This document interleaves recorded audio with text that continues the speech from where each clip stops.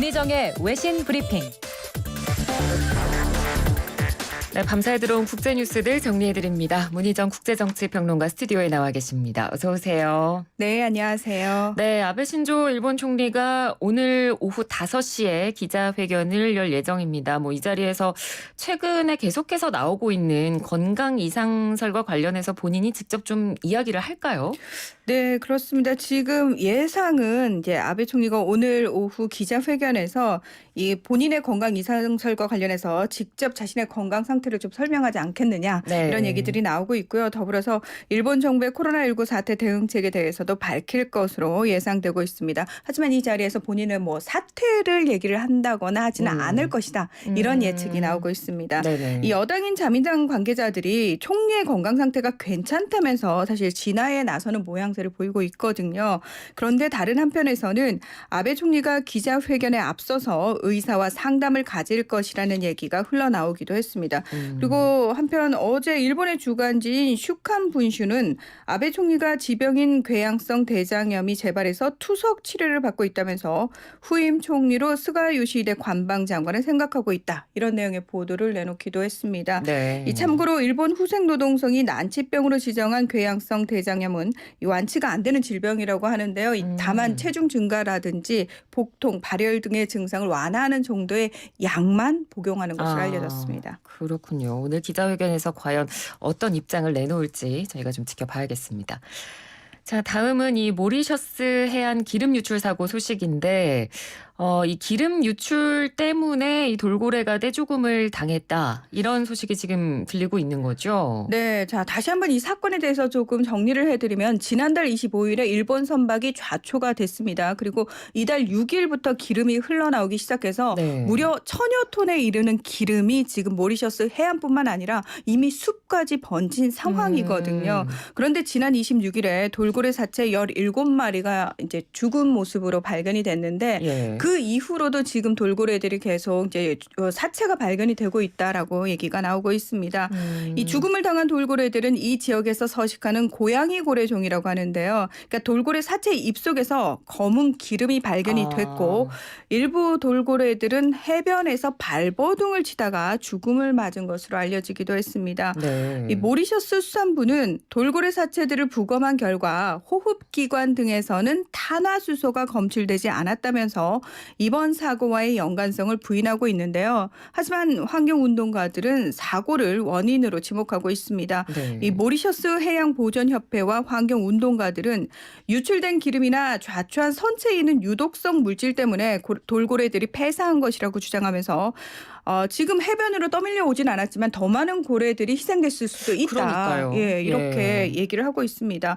국제환경단체인 그린피스는 이번 돌고래 떼죽음의 원인을 규명하기 위한 조사를 촉구를 했는데 이 많은 전문가들과 주민들은 이번에 발견된 돌고래의 죽음은 단지 시작에 불과할 뿐이고 이 기름 유출이 장기적으로는 고래뿐만 아니라 거북이 또 바다새를 비롯한 다양한 해양 생물에 영향을 미칠 것이라고 우려하고 있습니다.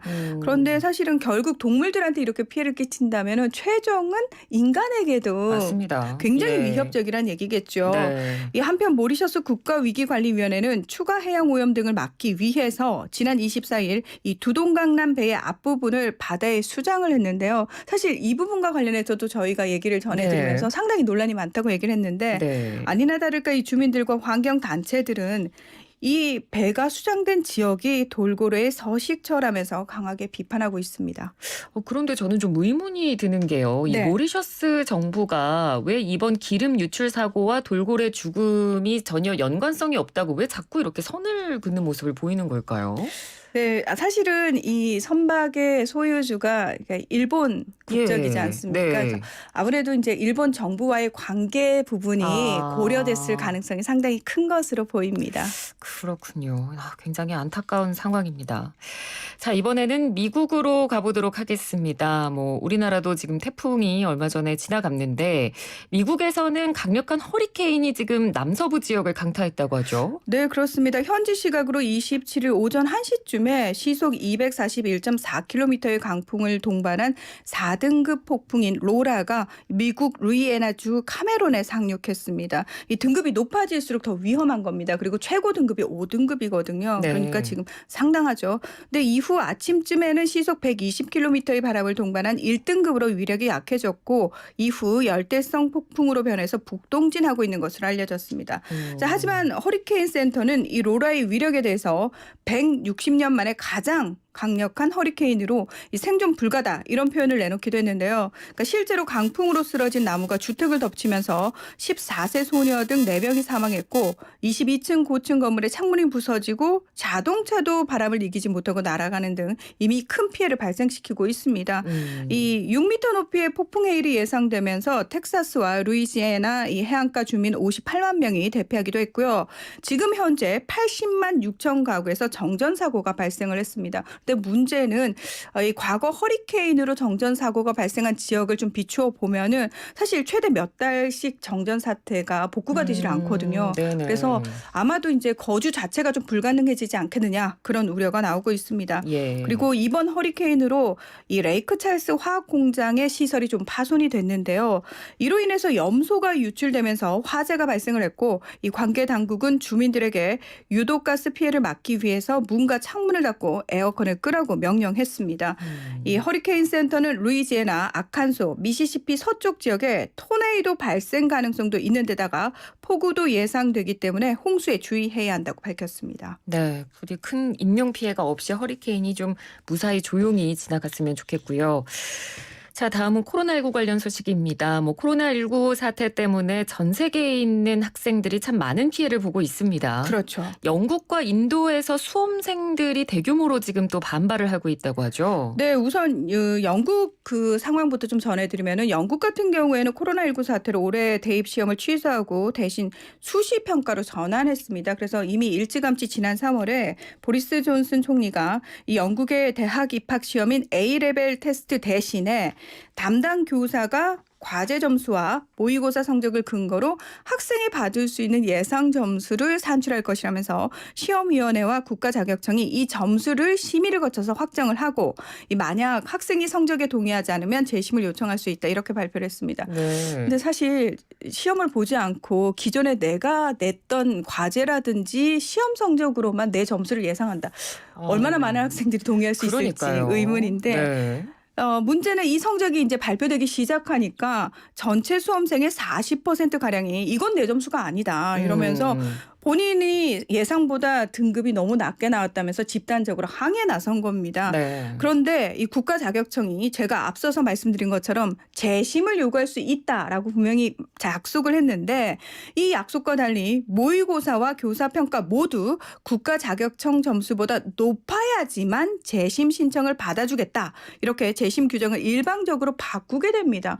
당연히 학생들, 부모들 반발을 하겠죠. 네. 그래서 지난 16일에 수험생 수백 명이 런던 의회 광장과 교육부 청사 바깥에서 항의 시위를 벌이는 등 논란이 커지고 있고요. 이 문제가 지금 현재 영국 정치권의 논란으로까지 번지고 있습니다.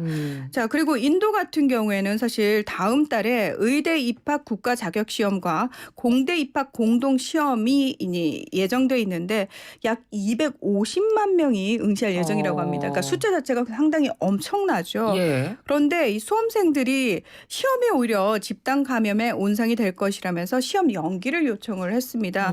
하지만 교육 당국이 더 이상 시험을 미룰 수 없다면서 거부하자 이 학생들이 대법원 청원을 넣었고 대법원에서 이마저도 기각을 하게 됩니다. 네. 자, 그러자 학생들이 SNS를 통해서 이 시험을 연기하라, 학생 목숨도 중요하다 이런 해시태그를 달면서 온라인 시위를 벌이고 있는데요.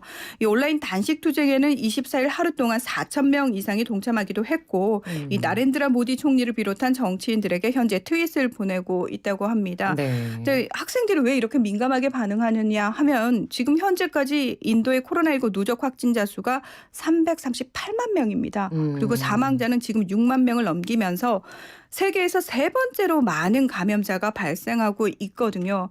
게다가 이 코로나19 사태로 인해서 이 낙후된 지역에 사는 학생들의 경우에는 봉쇄령이라든지 또는 지금 기상이변으로 홍수가 발생한 지역들이 상당히 많습니다. 그래서 네.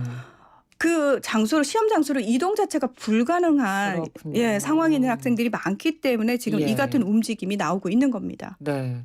그러니까 이 코로나19 때문에 이런 빈부격차도 저희가 정말 절실하게 느끼고 있고 이에 따른 이런 학생들의 어떤 불편 사항도 저희가 굉장히 많이 지금 보고 있는데 네. 뭐 우리나라도 그렇고 지금 대다수 국가에서 코로나19 때문에 학생들이 온라인 수업을 받고 있잖아요. 근데 뭐 우리나라야 워낙 인터넷 강국이고 인터넷이 잘 돼 있는 나라이기 때문에 온라인 수업을 받는데 뭐 대부분이 큰 문제가 없다고는 하지만 그래도 인터넷 인프라가 부족한 나라들도 아직은 굉장히 많지 않습니까? 그렇습니다. 저희가 사실 이 시간에 코로나19 초기 때 왜 재택근무 이제 권장되면서 이 온라인 스트리밍도 잘 안 되고 그다음에 그것 때문에 화상회의 자체가 좀 불가능한 나라들이 생각보다 상당히 많다. 우리가 흔히 선진국이라고 생각하는 영국, 미국도 마찬가지 상황이다. 이런 말씀 전해드렸는데요. 네네.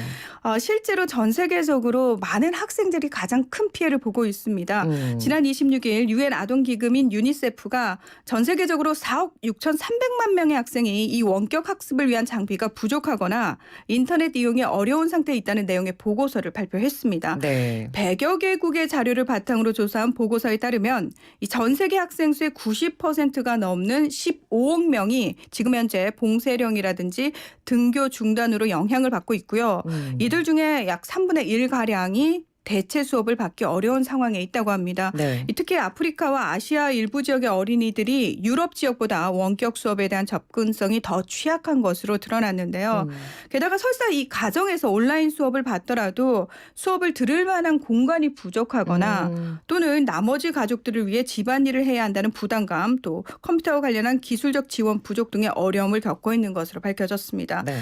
유니세프는 이런 상황이 사실 전 세계적인 교육 비상사태라면서 향후 수십 년간 경제와 사회적 측면에서 그 부작용들이 나타날 것이다 이렇게 우려를 하고 있는데요. 그러면서 각 국가들에게 학생들의 안전을 최우선으로 하고 더불어서 학습권이 제대로 보장될 수 있도록 대체 학습안을 마련해 줄 것을 촉구하고 나섰습니다. 예, 알겠습니다.